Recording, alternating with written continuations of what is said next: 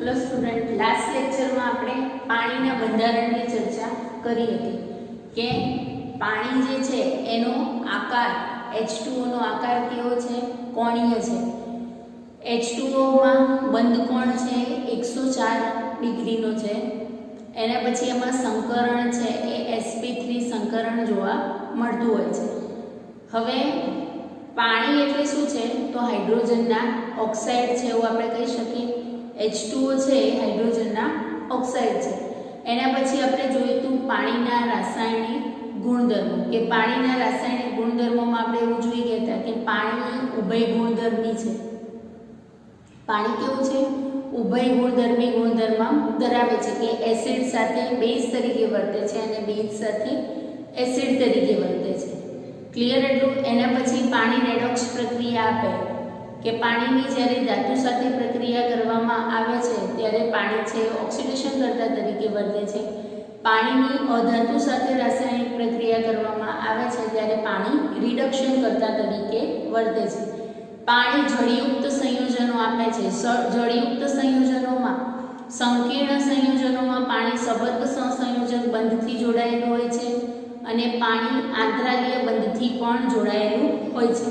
હવે આપણે આંતરાલીય બંધથી જોડાયેલા પાણીમાં CuSO4 * 5H2 વાળું એક્ઝામ્પલ પણ કાલે જોયું કે CuSO4 * 5H2 તો ઘણીવાર પ્રશ્ન પૂછાતો હોય છે કે CuSO4 * 5H2 માં કેટલા હાઇડ્રોજનના અણુ જે છે એ સવર્ગ સહસંયોજક બંધથી જોડાયેલા છે અને કેટલા હાઇડ્રોજનના જે અણુ છે એ હાઇડ્રોજન બંધથી જોડાયેલા છે। तो CuSO4 નું બંધારણ કઈ રીતનું હોય છે?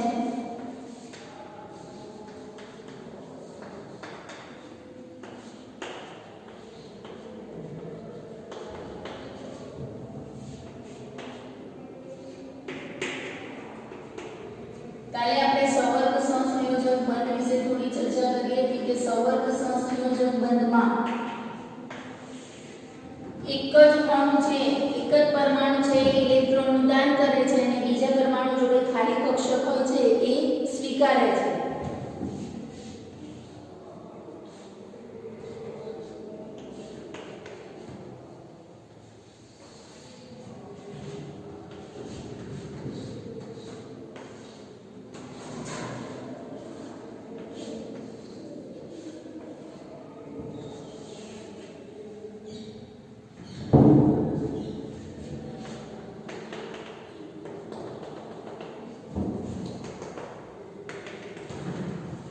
હવે આપણે આ બંધારણ પરથી જોઈ શકીએ છીએ કે અહીંયા પાણીના ચાર જે અણુ જે છે એ ચાર અણુ સવર્ગ સહસંયોજક બંધથી જોડાયેલા છે।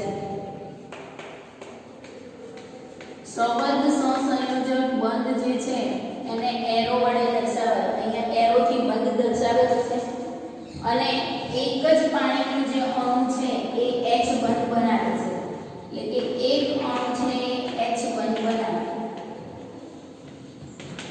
क्लियर?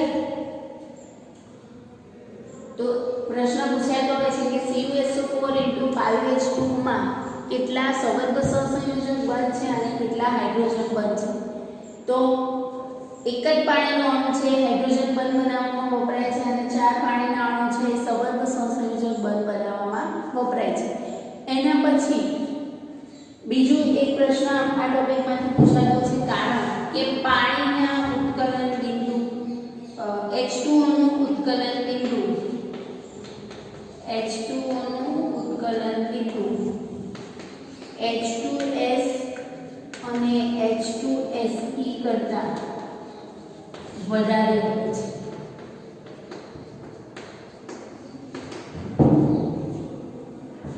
તો આપણને ખબર છે કે ઓક્સિજન, સલ્ફર, સેલેનિયમ, ટેલુરિયમ એ બધા એક જ સમૂહના તત્વો છે। હવે અહીંયા H2O એટલે ઓક્સિજનના હાઇડ્રાઇડ છે, હાઇડ્રોજનના ઓક્સાઇડ છે એવું કહેવાય। એટલે કે ઓક્સિજન અને હાઇડ્રોજન વચ્ચે પ્રક્રિયા થાય એટલે H2O મળે છે। અહીંયા હાઇડ્રોજન અને સલ્ફર વચ્ચે પ્રક્રિયા થશે તો H2S, H2Se અને H2T। તો આના ઉત્કલન બિંદુ કરતાં આનું ઉત્કલન બિંદુ વધારે છે એનું કારણ શું? તો ઓક્સિજનની વિદ્યુત ઋણતા કેવી છે? વધારે છે. ઓક્સિજનની વિદ્યુત ઋણતા વધારે હોવાને કારણે H2O માં જે H બંધ બને છે એ વધારે પ્રબળ હોય છે.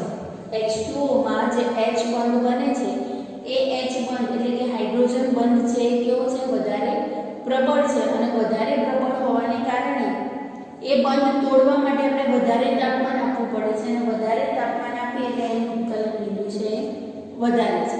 ક્લિયર હતું? કારણ પૂછાય તો લખવાનું કે ઓક્સિજનની વિદ્યુત ઋણતા સલ્ફર અને સેલ્યુરિયમ કરતાં વધારે છે. વધારે વિદ્યુત ઋણતા હોવાને કારણે તેમાં બનતો હાઇડ્રોજન બંધ છે એ પ્રબળ હાઇડ્રોજન બંધ બને છે અને પ્રબળ હાઇડ્રોજન બંધને તોડવા માટે વધારે તાપમાનની જરૂર પડે છે. એટલે H2O નું ઉત્કલન બિંદુ H2S અને H2Se કરતાં વધારે છે. ક્લિયર? હવે એના પછી કઠિન પાણી અને નરમ પાણી. કઠિન પાણી અને નરમ પાણી શું છે? આપણે આગળના ધોરણમાં શીખી ગયા કે કઠિન પાણી એટલે જે પાણી સાબુ સાથે ફીણ ન આપે એને આપણે શું કહીએ છીએ? કઠિન પાણી. અને જે પાણી સાબુ સાથે સરળતાથી ફીણ આપે એ પાણીને આપણે શું કહીએ છીએ? નરમ પાણી તરીકે ઓળખીએ છીએ. હવે પાણી જનરલી જ્યારે વરસાદ સ્વરૂપે નીચે આવતું હોય છે ત્યારે તો એ શુદ્ધ સ્વરૂપમાં જ હોય છે. પણ જેમ જેમ પૃથ્વી પર આવતા પાણીનું વહન થાય એમ વાતાવરણની પર્વતો પર રહેલા જુદા જુદા જે ખનિજો છે એ ખનિજોની અશુદ્ધિ છે એ પાણીમાં ભળતી હોય છે અને વધારે અશુદ્ધિ પાણીમાં ભળવાને કારણે પાણી છે એ કઠિન બને છે. પાણી વરસાદનું પાણી તો શુદ્ધ સ્વરૂપે હોય પણ એમાં જુદી જુદા ખનિજો અને વાતાવરણમાં રહેલા જુદા જુદા જે ગેસ છે એ એમાં ઉમેરાતા હોય છે. એના કારણે પાણી છે એ કઠિન બને છે. આપણે એમ કીધું કે કઠિન પાણી છે એ સાબુ સાથે સરળતાથી ફીણ આપતું નથી. તો સાબુ છે એ કાર્બનિક પદાર્થ છે. આપણે લાસ્ટ યરમાં તમે શીખી ગયા હશો સાબુની બનાવટ. તો સાબુમાં શું હોય છે કે કાર્બનની નામની શૃંખલા આવેલી હોય છે. સાબુમાં કાર્બનની નામની શૃંખલા હોય છે અને એની સાથે સોડિયમ જોડાય અને સોડિયમનું સ્ટીરોઇડ બનાવે છે.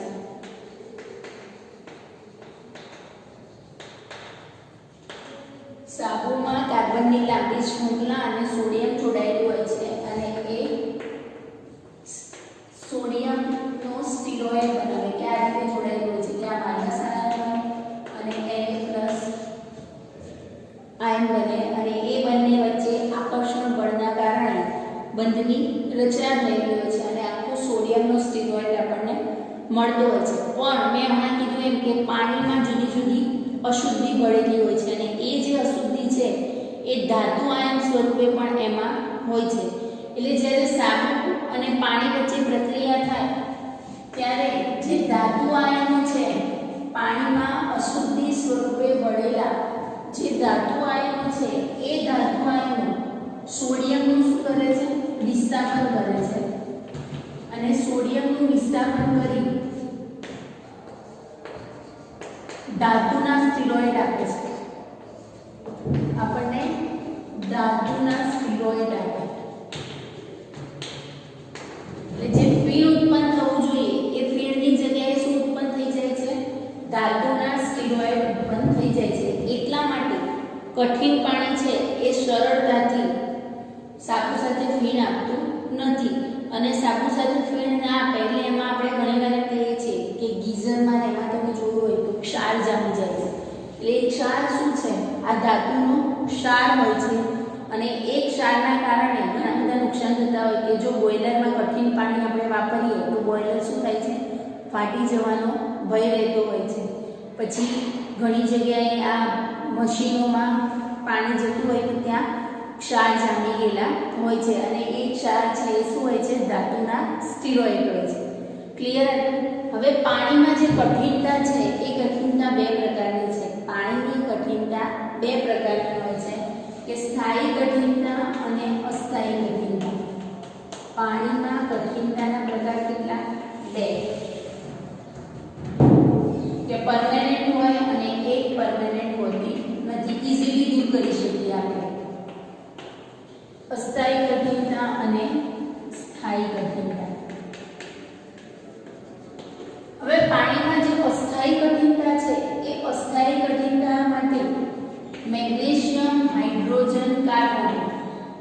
અને કેલ્શિયમ હાઇડ્રોજન કાર્બોનેટના ક્ષાર છે એ જવાબદાર છે. એટલે કે મેગ્નેશિયમ અને કેલ્શિયમના બાયકાર્બોનેટ જે આપણે કહીએ છીએ, મેગ્નેશિયમ અને કેલ્શિયમના બાયકાર્બોનેટ જે છે એ પાણીની અસ્થાયી કઠિનતા માટે જવાબદાર છે. કે પાણીમાં મેગ્નેશિયમ હાઇડ્રોજન કાર્બોનેટ અને કેલ્શિયમ હાઇડ્રોજન કાર્બોનેટનું પ્રમાણ વધારે હોય એટલે એ પાણીમાં અસ્થાયી કઠિનતા છે આપણે કહી શકીએ. હવે આ જે અસ્થાયી કઠિનતા છે એ દૂર કરવા માટે પાણીને ઉકાળવામાં આવે. પાણીને ઉકાળીને અથવા તો ક્લાર્કની પદ્ધતિથી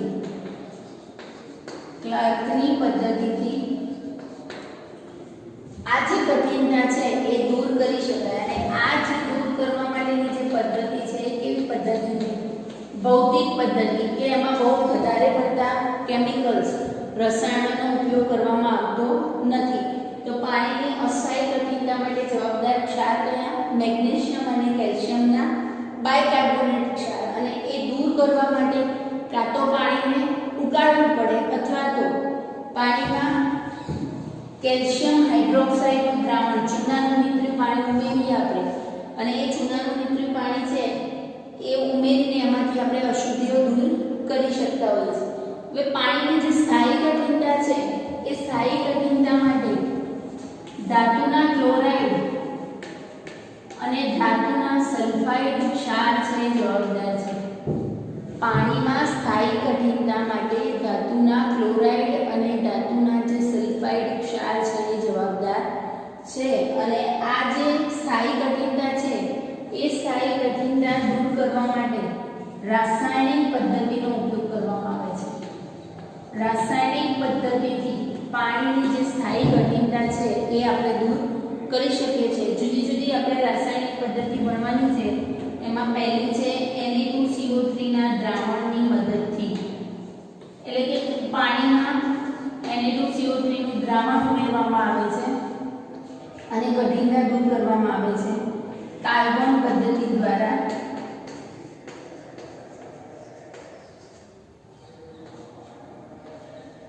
આયન વિનિમય રેઝિન પદ્ધતિ દ્વારા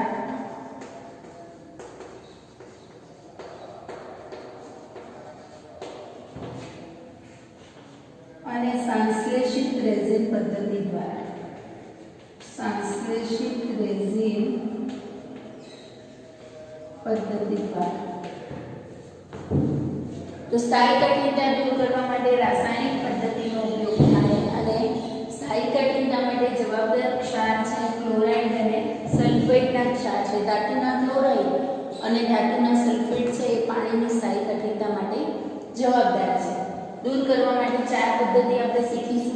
Na2CO3 ના દ્રાવણની મદદથી, કાર્બન પદ્ધતિથી, આયન વિનિમય રેઝિન પદ્ધતિથી અથવા તો સંશ્લેષિત રેઝિન પદ્ધતિથી. આ બધી જ પદ્ધતિથી આ ક્ષારો આપણે દૂર કરી શકતા હોઈએ છીએ અને શુદ્ધ પાણી આપણે મેળવી શકીએ. ભૌતિક પદ્ધતિમાં પાણીને ઉકાળીને અને ક્લર્કની પદ્ધતિ અસ્થાયી કઠિનતા છે એ ભૌતિક પદ્ધતિથી દૂર થાય છે.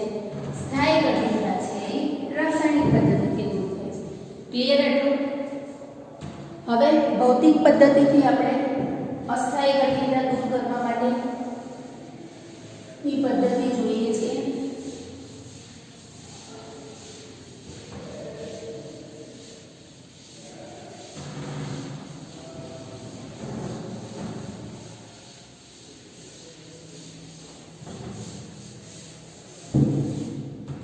મેં કીધું કે પાણીને ઉકાળીને અસ્થાયી કઠિનતા દૂર કરી શકાય.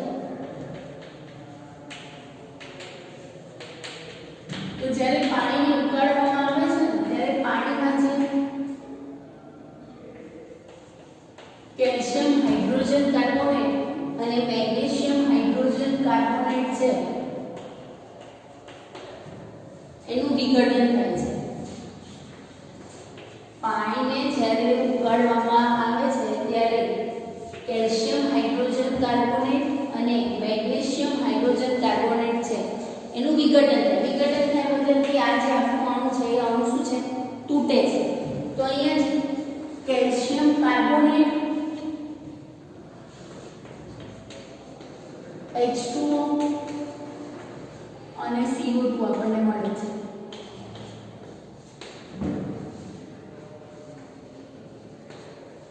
કેલ્શિયમ બાયકાર્બોનેટનો આખો અણુ છે તૂટે છે, એમાંથી આપણને કેલ્શિયમ કાર્બોનેટ મળે છે CaCO3, H2O છૂટો પડે છે અને CO2 વાયુ છે છૂટો પડે છે. પેલા એક કેલ્શિયમ, 2 હાઇડ્રોજન અને 6 ઓક્સિજન થઈ ગયા. એટલે આનું જ્યારે વિઘટન થશે એટલે કેલ્શિયમ કાર્બોનેટ છે એ આપણને અવક્ષેપ સ્વરૂપે મળે છે. અને એ જે અવક્ષેપ છે એ આપણે ફિલ્ટર પેપરની મદદથી શું કરવાના? ગાળી લેવાના. અવક્ષેપ સોલિડ સ્વરૂપમાં છે, અર્ધઘન સ્વરૂપમાં હોય અને તમે ફિલ્ટર પેપરથી ગાળો એટલે 4 ગરણીથી ગાળીએ તો નીચે આપણને લિક્વિડ ફોર્મ મળે છે અને ઉપર પૂજા ને એ બધું આપણને મળે છે. એ ફિલ્ટર પેપરથી આપણે ગાળીએ એટલે આ સોલિડ ફોર્મના જે અવક્ષેપ છે એ ફિલ્ટર પેપરમાં આવી જશે અને નીચે છે એ આપણને શુદ્ધ પાણી મળતું હોય છે. મેગ્નેશિયમ બાયકાર્બોનેટનું જ્યારે વિઘટન થશે ત્યારે મેગ્નેશિયમના હાઇડ્રોક્સાઇડ આપણને મળશે. મેગ્નેશિયમ હાઇડ્રોક્સાઇડ અને CO2 વાયુ છૂટો પડે છે. મેગ્નેશિયમ બાયકાર્બોનેટનું વિઘટન થાય ત્યારે મેગ્નેશિયમ હાઇડ્રોક્સાઇડ આપણને શું મળે છે? અવક્ષેપ સ્વરૂપે મળે છે અને એ અવક્ષેપને ફિલ્ટર પેપરની મદદથી આપણે ગાળી લેવાના હોય છે અને ગાળી લીધા પછી આપણને શુદ્ધ સ્વરૂપમાં પાણી મળી જતું હોય છે. બીજી પદ્ધતિ છે ક્લાર્કની પદ્ધતિ. એ ક્લાર્કની જે પદ્ધતિ છે એમાં શું કરવામાં આવે છે કે પાણીમાં કેટલા પ્રમાણમાં મેગ્નેશિયમ બાયકાર્બોનેટ અને કેલ્શિયમ બાયકાર્બોનેટ, મેગ્નેશિયમ બાયકાર્બોનેટ એ જ મેગ્નેશિયમ હાઇડ્રોજન કાર્બોનેટ અને કેલ્શિયમ હાઇડ્રોજન કાર્બોનેટ. ઓકે, એટલે પહેલા તો મેગ્નેશિયમ બાયકાર્બોનેટ અને કેલ્શિયમ બાયકાર્બોનેટ અંદર કેટલા પ્રમાણમાં છે એ જુદી જુદી પદ્ધતિ દ્વારા એનું માપન કરવામાં આવે છે અને જેટલા પ્રમાણમાં ક્ષાર હોય એ પ્રમાણમાં એમાં કેલ્શિયમ હાઇડ્રોક્સાઇડ એટલે કે ચૂનાનું નીતર્યું પાણી છે એ એમાં ઉમેરવામાં આવે છે. એટલે કે કેલ્શિયમ હાઇડ્રોજન કાર્બોનેટ છે એની કેલ્શિયમ હાઇડ્રોક્સાઇડ સાથે પ્રક્રિયા કરવામાં આવે છે. કેલ્શિયમ હાઇડ્રોક્સાઇડ અને કેલ્શિયમ બાયકાર્બોનેટની પ્રક્રિયા થશે એટલે અહીંયા પણ આપણને કેલ્શિયમ કાર્બોનેટ અને પાણી છૂટું પડેલું મળે છે.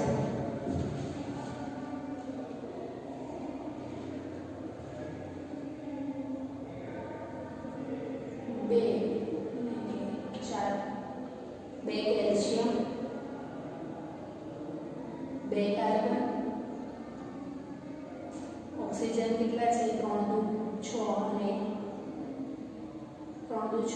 2 8 થઈ ગયા. 3 2 6 અને 8 ક્લિયર. એટલે અહીંયા જ્યારે ક્લાર્કની પદ્ધતિમાં જેટલા પ્રમાણમાં કેલ્શિયમ કાર્બોનેટ હશે એટલા પ્રમાણમાં એમાં કેલ્શિયમ હાઇડ્રોક્સાઇડ ઉમેરીશું એટલે એ બંને વચ્ચે પ્રક્રિયાથી આપણને કેલ્શિયમ કાર્બોનેટ છે એ અવક્ષેપ સ્વરૂપે મળશે અને નીચે શુદ્ધ પાણી આપણને મળતું હોય છે. ક્લિયર. હવે મેગ્નેશિયમ હાઇડ્રોજન કાર્બોનેટ અથવા તો મેગ્નેશિયમ બાયકાર્બોનેટ એનું જેટલું પ્રમાણ હશે એ પ્રમાણે એમાં કેલ્શિયમ હાઇડ્રોક્સાઇડ ચૂનાનું નીતર્યું પાણી ઉમેરવામાં આવે છે. એટલે આપણને મેગ્નેશિયમ હાઇડ્રોક્સાઇડ, કેલ્શિયમ કાર્બોનેટ અને H2O CO2 પણ આપણને અહીંયા ગેસિયસ ફોર્મમાં મળશે. Mg1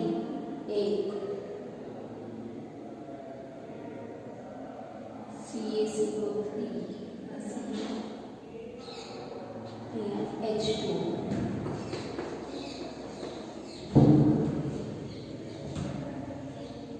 અહીંયા મેગ્નેશિયમ હાઇડ્રોક્સાઇડ અને કેલ્શિયમ કાર્બોનેટ અવક્ષેપ સ્વરૂપે મળે છે અને એ અવક્ષેપને ફિલ્ટર પેપરની મદદથી ગાળી લેવામાં આવે છે અને આપણને શુદ્ધ પાણી મળતું હોય છે. એટલે કે આ પદ્ધતિમાં ભૌતિક પદ્ધતિનો ઉપયોગ થયો પાણીને ઉકાળવા માટે. કોઈ એવા કેમિકલ્સની આપણે જરૂર પડતી નથી. અહીંયા પણ બહુ કેમિકલ્સની જરૂર પડતી નથી. એટલે કે અસ્થાયી કઠિનતા છે એ ભૌતિક પદ્ધતિથી દૂર કરી શકાય છે. ક્લિયર?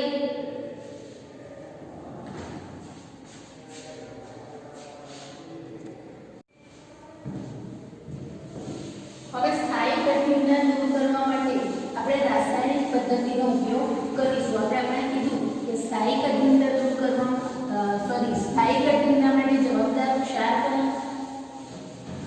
તો ક્લોરાઇડ અને સલ્ફેટ ક્ષાર જે છે એ સ્થાયી કઠિનતા માટે જવાબદાર છે. અને પાણીમાં કેટલા પ્રમાણમાં ક્લોરાઇડ ક્ષાર છે અને કેટલા પ્રમાણમાં સલ્ફેટ ક્ષાર છે એનું માપન કરવામાં આવે છે, અને એટલા જ પ્રમાણમાં એમાં Na2CO3 ઉમેરવામાં આવે છે. કે આપણે પહેલી પદ્ધતિ એમ કીધું કે Na2CO3 ના દ્રાવણની મદદથી તો પાણીમાં ધાતુના ક્લોરાઇડ હશે, પાણીમાં ધાતુના સલ્ફાઇડ હશે. એનું પ્રમાણ કેટલું છે એ ચેક કરી એમાં Na2CO3 ઉમેરવામાં આવે છે. Na2CO3 એટલે કે સોડિયમ કાર્બોનેટનું દ્રાવણ ઉમેરવામાં આવે છે.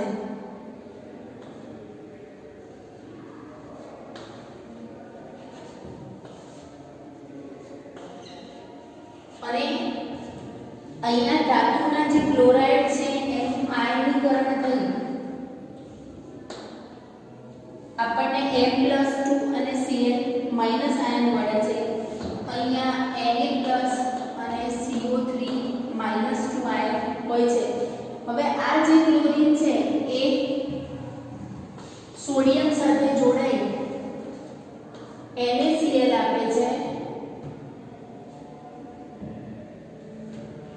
સોડિયમ સાથે જોડાઈ NaCl આપે છે અને ધાતુના કાર્બોનેટ છે એ આપણને સોલિડ સ્વરૂપે મળે છે. અને એ જે કાર્બોનેટ છે એ આગળની પદ્ધતિની જેમ આપણે શું કરીશું? ગાળી લઈશું. ફિલ્ટર પેપરની મદદથી એનું ગાળણ કરવાનું છે અને ગાળણ કરીશું એટલે આપણને શુદ્ધ પાણી મળશે. અહીંયા શું થાય છે કે આનું આયનીકરણ થશે ત્યારે M+2 અને SO4 -2 આપણને મળશે. આનું આયનીકરણ કરીશું ત્યારે Na+ અને CO3 -2 આયન આપણને મળશે. એટલે અહીંયા પણ સેમ એ જ વસ્તુ થશે કે આ જે ધાતુ આયન છે એ કાર્બોનેટ સાથે જોડાઈ જશે અને સોડિયમ છે સલ્ફેટ સાથે જોડાશે અને આપણને Na2SO4 અને ધાતુના કાર્બોનેટ છે એ આપણને મળે છે. એ સોલિડ સ્વરૂપે હશે. એનું શું કરવાનું છે? અવક્ષેપ હશે. અવક્ષેપને ફિલ્ટર પેપરની મદદથી ગાળી લેવાના છે. ક્લિયર?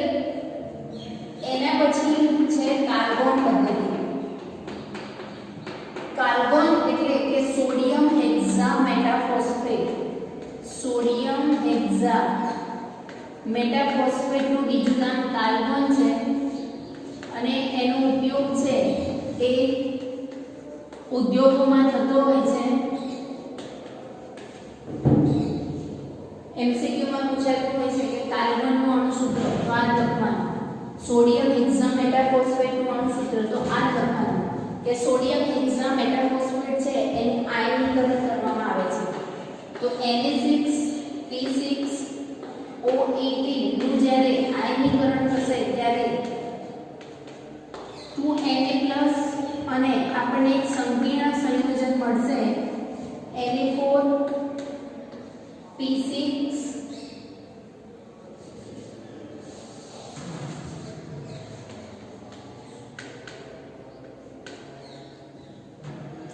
Na4P6O18 -2 Na+ આવે. હવે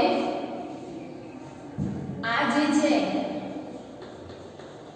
Na4P6O18 જે છે એની જ્યારે ધાતુ આયન સાથે પ્રક્રિયા થાય છે ત્યારે આપણને Na2MP6O18 વાળું સંયોજન મળે છે અને 2Na+ છૂટા પડે છે.